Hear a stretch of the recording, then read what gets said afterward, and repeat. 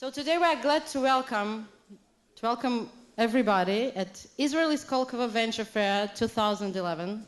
We are welcoming our guests from different parts of the world, the US, Canada, Russia, and of course from Israel.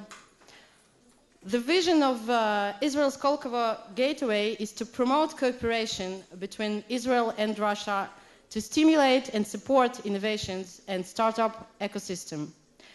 This project gained the highest level of governmental support in both Israel and Russia.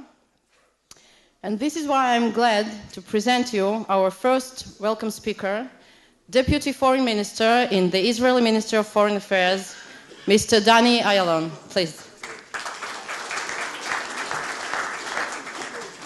Whatever you like.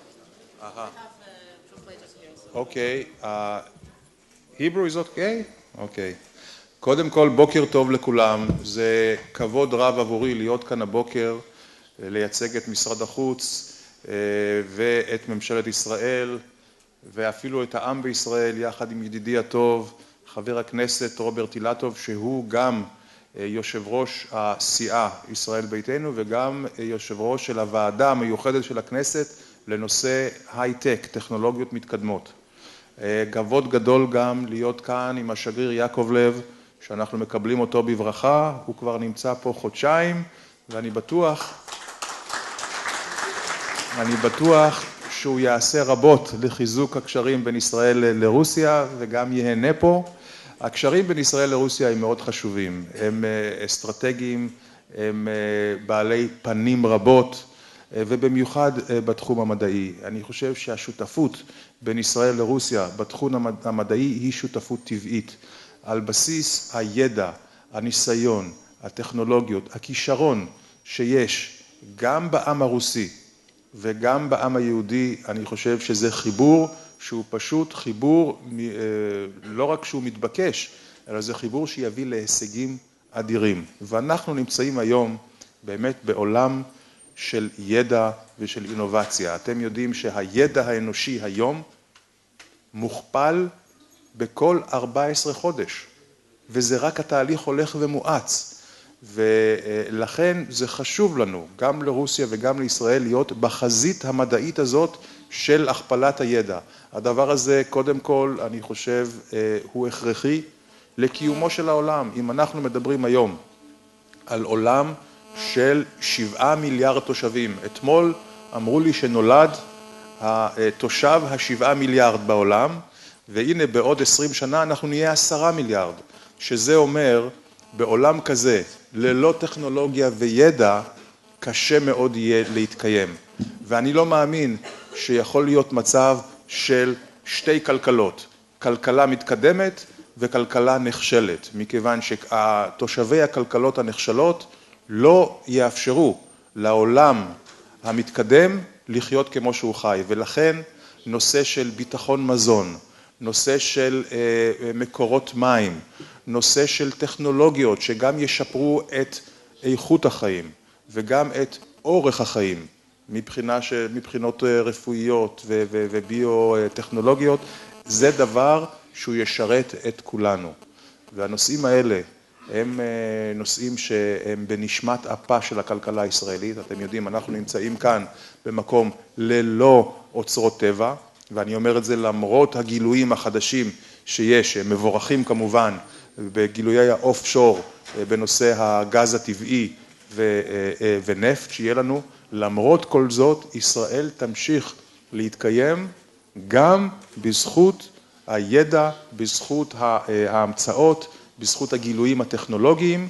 אנחנו באמת מאוד גאים על כך שיש לנו מספר גדול מאוד יחסית של פרסי פרס נובל. אנחנו נמשיך להשקיע בהשכלה, נמשיך להשקיע בחינוך ובמצוינות, ונשמח לעשות את זה בשיתוף עם ידידינו מרוסיה. אני גם שמח מאוד שהפרויקט של סקולקובו שהכריזה עליו ממשלת רוסיה מוצא כאן באמת אוזן קשבת, ואני גם שמח שהמרכז האוניברסיטאי, האוניברסיטה של אריאל, שאנחנו גם נמצאים כאן גם עם היושב ראש שר האוצר לשעבר יגאל כהן אורגד, שהם נטלו את היוזמה והם נמצאים למעשה כגשר בינינו לבין הפרויקטים ברוסיה. רק גילוי נאות, יגאל, אם מותר לי, היה לי הכבוד להיות בוועד הפועל של אוניברסיטת אריאל, ומאוד הייתי גאה במרכז המצוינות הזאת, ואני בטוח שהיום כולנו נצא נשכרים, ולא רק רוסיה וישראל יצאו נשכרים, אלא גם האנושות כולה משיתוף הפעולה המדעי-טכנולוגי בין ישראל לרוסיה. תודה רבה לכולם, ואני מאחל לכולם מושבים פוריים והרבה הצלחה. כל טוב.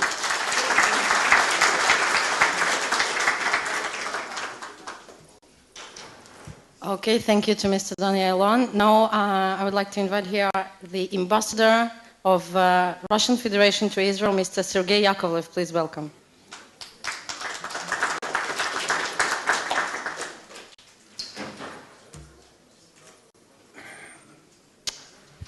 Уважаемые дамы и господа, хотел бы начать с двух моментов. Во-первых, поблагодарить господина Айлона, ушедшего, я так понял, за теплые слова в свой адрес и в адрес России.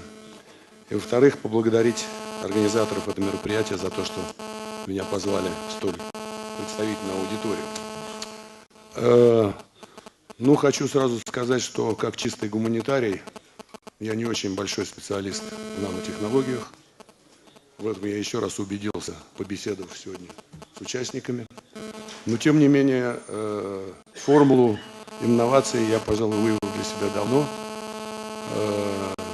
Телега, запряженная одной лошадиной силой, несмотря на всю приятность и экологическую чистоту, все-таки сильно отстает от современного автомобиля. Ну, хотелось бы выразить надежду, что сегодняшнее мероприятие станет еще одним шагом к дальнейшему развитию двустороннего сотрудничества в самых различных областях.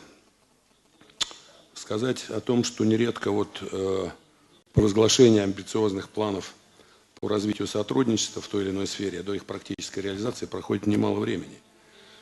Ну и, к сожалению, иногда эти планы так и остаются на бумаге. В случае с фондом Сколково надо сказать, что картина диаметрально противоположная. Хотя сам фонд, в общем, так сказать, еще можно посчитать ребенком, он был зарегистрирован в мае 2010 года. Его продвижение на израильский рынок инноваций и высоких технологий впечатляет своим динамизмом, насыщенностью контактов, включая встречи в верхах. Причина столь быстрого перехода от слов к делу, как мне кажется, обоюдная уверенность в получении эффекта от объединения усилий на прорывных направлениях. Это речь идет и о современных медицинских технологиях, энерго- и ресурсосбережении, телекоммуникациях, информационных технологиях и так далее. Подтверждение этому, нынешняя ярмарка. Еще один момент, который хотелось бы отметить. У меня здесь несколько заметочек, чтобы не показать свою неподкованность.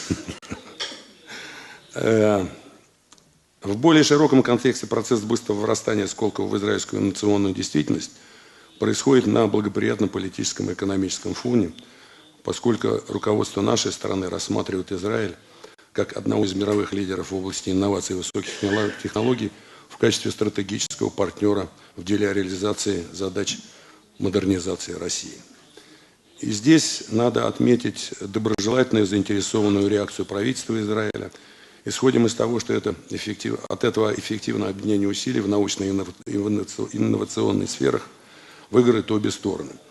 Следует также отметить, возможно, цифра интересная, что Россия в сферу модернизации в ближайшее время будет направлена около 1 триллиона рублей. Ну так, по-моему, по моим подсчетам, это где-то в районе 30 миллиардов долларов. В тексте пригласительного письма на открытие ярмарки ее устроители подчеркнули, что сотрудничество Израиля и России в сфере высоких технологий полностью изменит весь формат торгово-экономических отношений между нашими странами, поднимет их на принципиально новый уровень. Я в этом абсолютно уверен и думаю, что к этому мы и должны стремиться.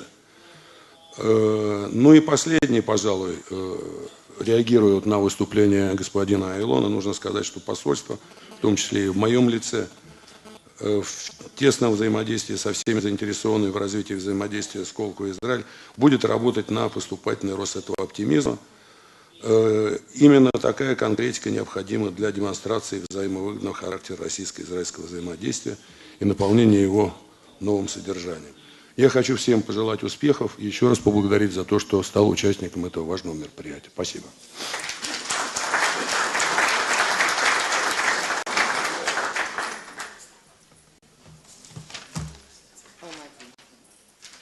Okay, now Skolkovo, the voice of Skolkovo, one of the very important voices of Skolkovo. Please welcome the Executive Director of IT Cluster in the Skolkovo Foundation, Mr. Alexander Tukot.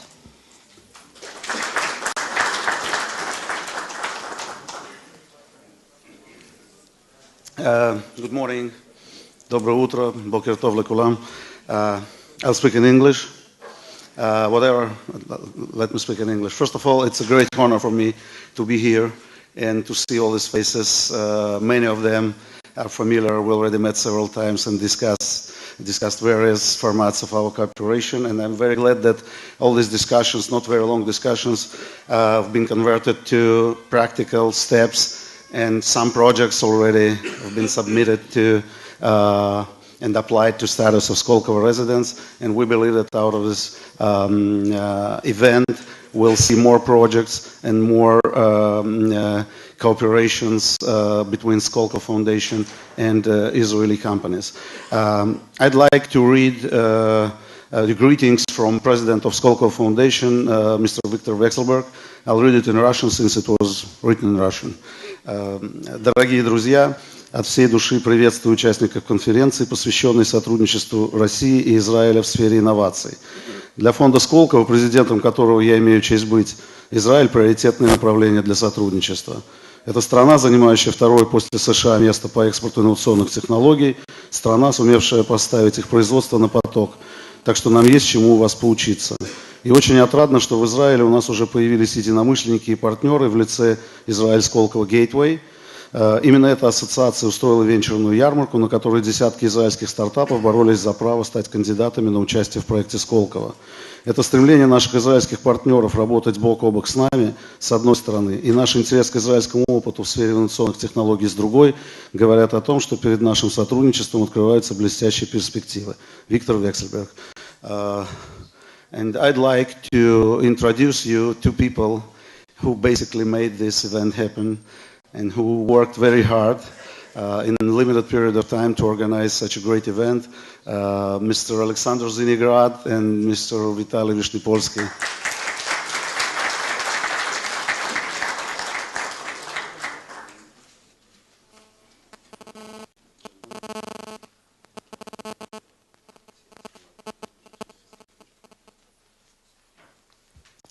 Thank you for the introduction. I'm Vitaly, and this is Alex. I will speak in Russian. למרות שאני יודע עברית, תודה רבה, בוקר טוב לכולם. Мы очень рады приветствовать вас на первой конференции Центра Израиль Сколково. Мы очень рады, что вы пришли сюда, несмотря на то, что около 8 конференций сейчас происходит в это время в Тель-Авиве, и нет парковок, и нет мест в отелях. Большое спасибо всем. Наш центр был создан компанией техтрансфера Ельского университета, компанией «Морталь», которую здесь представляю я, в сотрудничестве с фондом Сколково и с Уральским федеральным университетом, который здесь представляет Сергей Куртов, проректор по инновациям. Я хочу представить вам нашего партнера Александра Зиниграда, генерального директора компании Ariel R&D.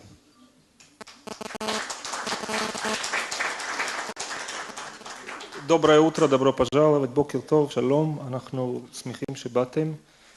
אני לא הרבה ממילים, רק אאחל לכולנו יום מוצלח. חשוב לציין ששנים רבות תעשיית ההייטק הישראלית ותעשיית הסטארט-אפים הישראלית בפרט הייתה מסתכלת לכיוון הסיליקון ואלי האמריקאי, וזה די סמלי שאנחנו קוראים למקום הזה ברוסיה בפרבר מוסקבה הסיליקון ואלי הרוסי.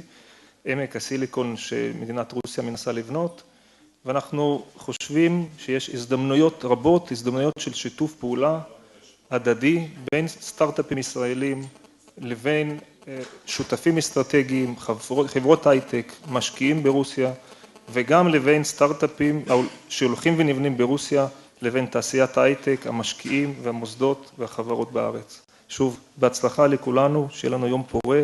תודה רבה.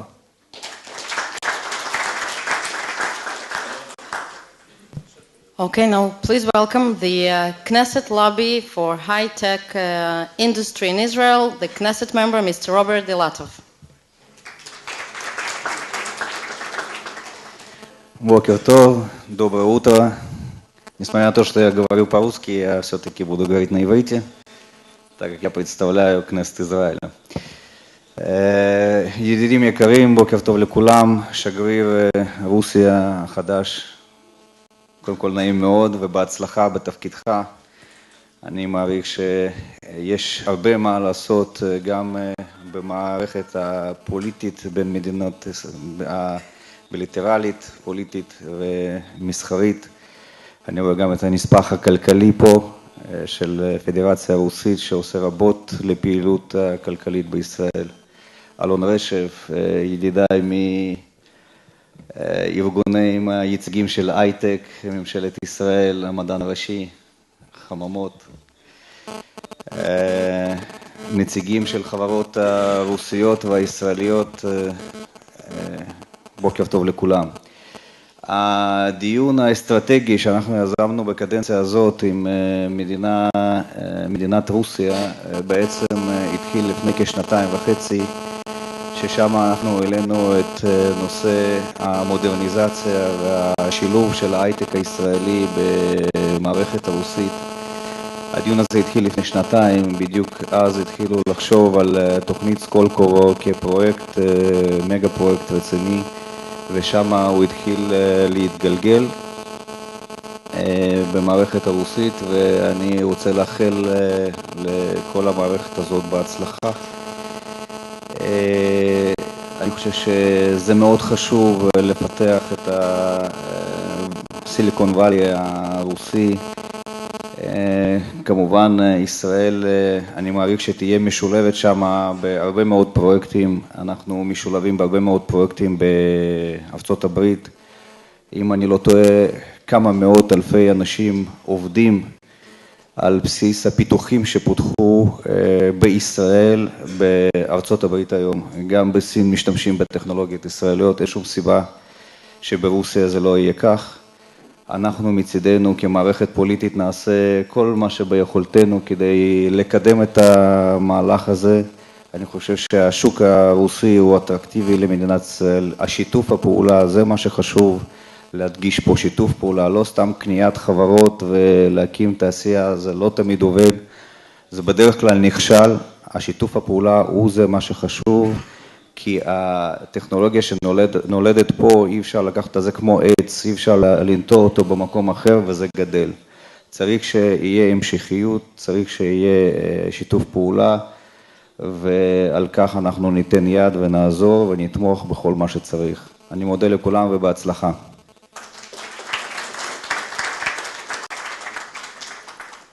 Thank you. Now please welcome the rector of Ariel University Center, Mr.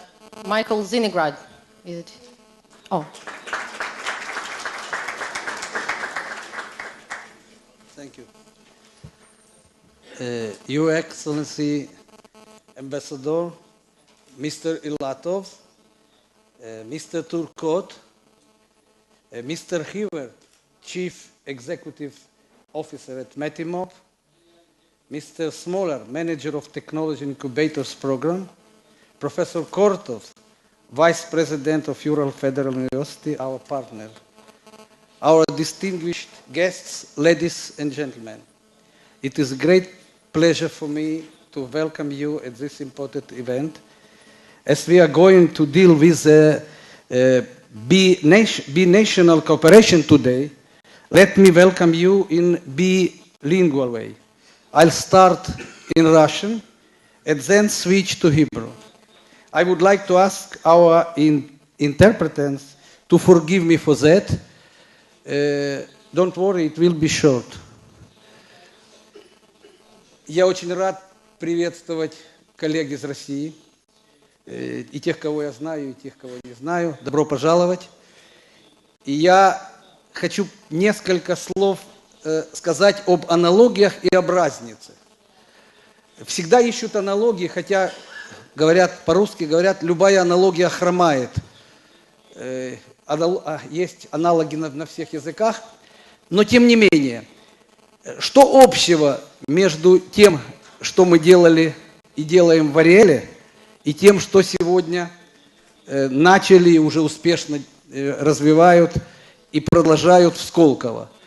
На пустом месте, практически на пустом месте, мы начали строить университет. Мне повезло, я там начал работать, когда было меньше 200 студентов. Это был маленький колледж. Сегодня у нас в кампусе 13 тысяч студентов. Это университетский центр во всех отношениях, это 6 факультетов. Мы сосредоточены на технологиях хай-тек, без нанотехнологий я не могу просто, потому что нанотехнологии надо произвести. И технологии, и биотехнологии, и самые разные направления, которые у нас развиваются. Я не буду перечислять и говорить, что еще общее, я думаю. Была такая группа, я скажу, не совсем нормальных людей. Здесь вспоминали бывшего министра финансов Игаля Коэн-Оргада, который и меня туда привел, в этот центр, и многих других, и который продолжает им заниматься постоянно. То есть это вот такая группа сумасшедших, которые хотели построить университет, когда нет ничего. Я не хочу, естественно, обидеть российских партнеров, но думаю, и они в этом смысле тоже не совсем нормальны. Потому что они тоже начинают на пустом месте, они тоже стремятся создать нечто, будущее, нечто хорошее, нечто эффективное. Разница есть одна все-таки. Мы, к сожалению, не получали финансирование на строительство этого дела. Мы это делали в большей степени, ну, если хотите, слово такое опять не очень дипломатичное, партизанским методом. То есть мы сначала строили, потом объявляли о том, на каком этапе мы находимся. Поскольку в Сколково есть и то, и другое, то я думаю, что вероятность успеха, соответственно, выше, и сроки, они ставят перед собой сроки меньшие, потому что то, что начиналось, это было в 92-93 году, и это уже почти 20 лет.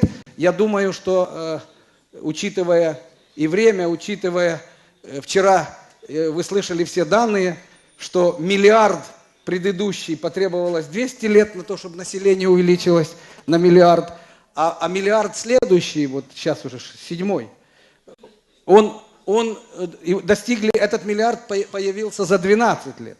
То есть вот я думаю, что вот какая-то пропорция будет такая.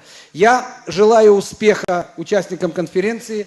Я уверен, что мы будем продолжать. У нас много договоров, в том числе много договоров с университетами, научными центрами России. Сказать честно, что все они эффективны, я не могу, но этот, мне кажется, будет эффективен. אני רואה שלא כולם משתמשים באוזניות, אני מצטער, עושים לי סימנים שאני צריך לסיים, אבל אני חייב להגיד קצר יותר, אבל המשמעות היא כזאת שאני אמרתי על האנלוגיות ומה ההבדל בינינו. ההבדל, אני מתחיל כאן בעברית עם הבדל, שלא קיבלנו תקציבים, הייתי רוצה להגיד מתאימים, כמעט ולא קיבלנו תקציבים לבניית אוניברסיטה באריאל. והפרטנרים שלנו כן מקבלים תקציבים האלה, וזה הביא אותם להצלחה, אני מקווה. מה משותף, מה האנלוגיה, שגם אנחנו בעצם במקום ריק התחלנו לבנות אוניברסיטה, וגם זה מה שקורה בסקולקובו. אני הזכרתי גם את שר האוצר לשעבר, יגאל כהן-אורגד, שאני ואנחנו, כל האוניברסיטה מודים לו על היוזמה, איך הוא חשב פעם, בגלל שכל אחד שהיה מתקבל, אני זוכר את עצמי, לאריאל, הוא אמר, אנחנו כאן אוספים אנשים שרוצים ומסוגלים לבנות אוניברסיטה. אני מאחל הצלחה לכנס שלנו. הצלחה אישית לכל אחד, בריאות ואושר. תודה רבה.